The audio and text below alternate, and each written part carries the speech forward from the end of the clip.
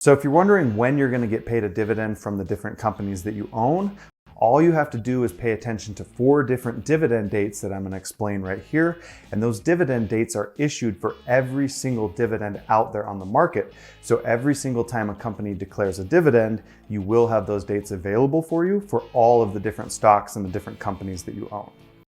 Because if you just randomly go out there and buy some shares of a company just because you want to get their most recent dividend, that might not actually happen if you don't pay attention to those dividend dates, because the dates determine whether or not you qualify for the dividend, and that's why you need to pay attention to them.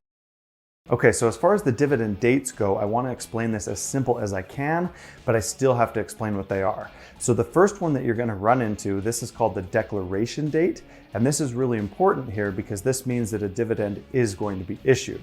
Now, what happens is the board of directors, they decide that they are going to declare a dividend.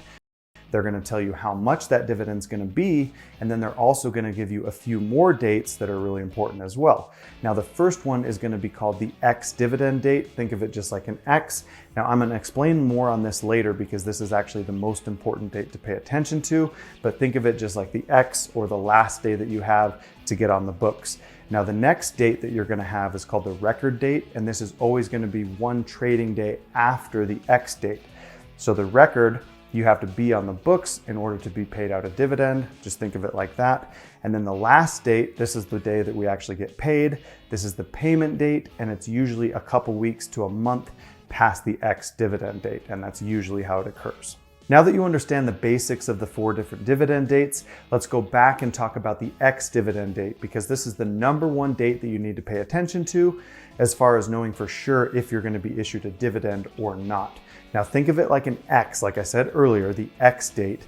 Now, if you don't happen to own shares of that company and you want to get in on their most recent dividend, then all you have to do is buy those shares at least 1 day prior to that X date in order to be issued a dividend. Now, if you plan on selling the shares and you want to get that dividend, then you have to sell those shares on the X date or after. And this is all you have to pay attention to, because everything in the trading world takes 2 business days to complete, meaning they're open Monday through Friday, not talking about a weekend or a holiday, so pay attention to those as well. But as long as you're just making sure that you give it 2 business days to be on record, then you're good to receive those dividends.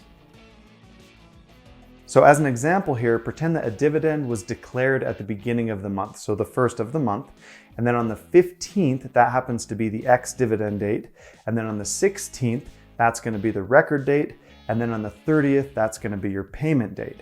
Now, if you go back to the 15th, let's pretend that that's a Wednesday on your ex-dividend date, and they're not closed for a holiday, then all you have to do is make sure that you buy those shares on Tuesday, the 14th, to make sure that you're on record in order to get paid those dividends. Now, if you already own the shares, you really don't have to worry about a thing if you're not planning on selling them.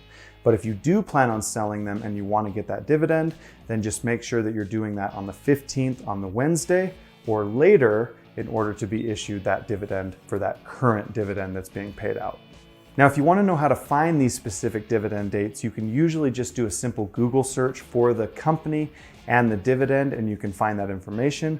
Or you can go to lots of different stock trading websites, and different brokerages offer them as well. I happen to use NASDAQ.com because I can just look up a company and then I can find their most recent dividends and all the dates that come with it. So this is just an easy way that I personally do it, but you guys can go any route that you want to. So just remember that if you don't own shares of that company, that you just need to buy them 1 business day prior to the X date. And then if you're selling them and you want a dividend, just make sure that you sell them on the X date or later. And that's all you have to pay attention to if you want to receive the most current dividend for those shares.